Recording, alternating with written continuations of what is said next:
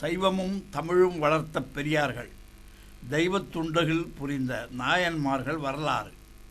சண்டேஸ்வர நாயனார் பெருமை படைத்த சோழ வளநாட்டிலே சேய்ஞலூர் என்னும் பெயருடைய சீரும் சிறப்பும் மிக்க நகரம் ஒன்றுள்ளது. தில்லையம்பல நடராஜனுக்கு பொன்னோடு வேய்ந்து புகழ்பெற்ற மன்னன் அபய குலோத்துங்கன் அவன் வழியில் தோன்றிய அனபாயச் சோழரின் முன்னோர்கள் இந்த சேய்ஞலூரில்தான் முடிசூட்டிக் கொண்டு பெருமை படைத்த மாமன்னர்களாக விளங்கினார்கள். இத்தகைய பெருமைமிக்க சேய்ஞலூரில் அந்தணர் மரபில் ஊசியப்பர் கோத்திரத்தில் இச்சதத்தன் என்பவன் தோன்றி வாழ்ந்து வந்தான். தீய நற்குணங்கள் இரண்டும் நிறைந்தவன் எச்சதத்தன். இவனுக்கும் பவித்திரை என்ற நற்குணங்கள் நிறைந்த பெண்ணுக்கும் திருமணம் நடந்து ஒரு அழகிய ஆண் குழந்தை பிறந்தது. குழந்தைக்கு விசார் சருமர் என்ற பெயரிட்டு பெற்றோர்கள் மகிழ்ந்தனர். வேதம் தர்ம நூல்களை கற்றுத் தேர்ந்த விசாரசருமர் வாலிபப் பருவம் எய்தினார். ஒரு நாள் இடையன் ஒருவன் தன் மீது பாய வந்த பசுவினை கோலால் அடிப்பதைக் கண்டு மனம் வருந்தினார். அவனை இனிமேல் பசுக்களை மேய்க்க வேண்டாம் என்று சொல்லி தானே பசுக்களை புல்வெளிகளுக்கு அழைத்துச் சென்று மேய்த்து வரலானார். பசுக்களிடம் அன்பை காட்டி அவைகளை ஆதரவுடன் தடாகங்களில் குளிப்பாட்டி தன் பிள்ளைகளைப் போல் பாசம் காட்டி வளர்த்து வந்தார். விசாரசர்மரின் அன்பிலே கற்றுண்ட பசுக்கள் அவரை விட்டு நீங்காமல் தங்கள் கன்றுகளையும் மறந்து கறக்காமலே பாலை சொரிய ஆரம்பித்தன. அதனைக் கண்டு வியந்த விசாரசருமர் ஒரு அத்திமரத்தின் கீழ் சிவலிங்கத்தை மண்ணால் உருவாக்கி கோபுரம் மதில் சுவர்களையும் மணலால் உருவாக்கினார். மணலால் உருவாக்கப்பட்ட சிவனுக்கு பசுக்கள் சொரிந்த பாலை குடங்களில் ஏந்தி சிவபூஜை செய்து மகிழ்ந்தார்.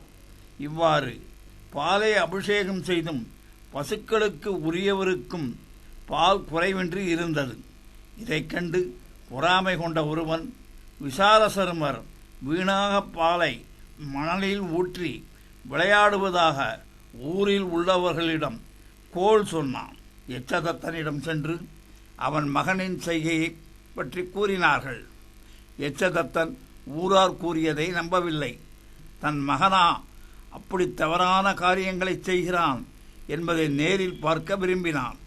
அருகில் இருந்த ஒரு மரத்தின் கீழ் ஏறி உட்கார்ந்து கொண்டான்.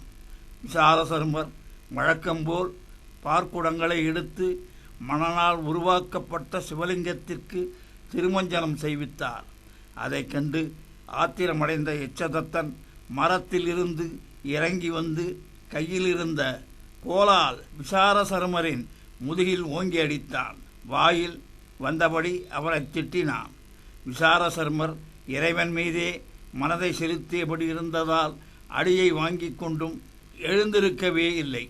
அதைக் கண்டு சினம் அடைந்த எச்சதத்தன் பார்க்குடங்களை கால்களால் எட்டி உதைத்தான். அதைக் கண்டு மனம் வருத்தமடைந்த விசாரசருமர் அருகிலிருந்த கோலை எடுத்தார்.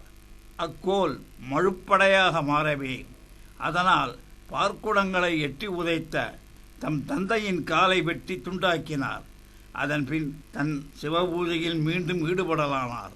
விசாரசருமர் தன் மேல் உள்ள பற்றுதலால் தந்தையின் காலையே வெட்டிய செயலைக் கண்டு வியப்பும் பெருமிதமும் அடைந்த சிவபெருமான் உமாதேவியாரோடு வினையின் மீதேறி வந்து விசாரசருமருக்கு காட்சி தந்தார். விசாரசருமரின் திருக்கைகளால் எடுத்த கோல் மழுவால் கால் வெட்டப்பட்டு விழுந்த இச்சதத்தன் சிவபராதம் செய்தும் சிவனின் கருணையால் அக்குற்றம் நீங்கி தன் சுற்றத்தாருடன் சிவலோகம் சென்றடைந்தான்.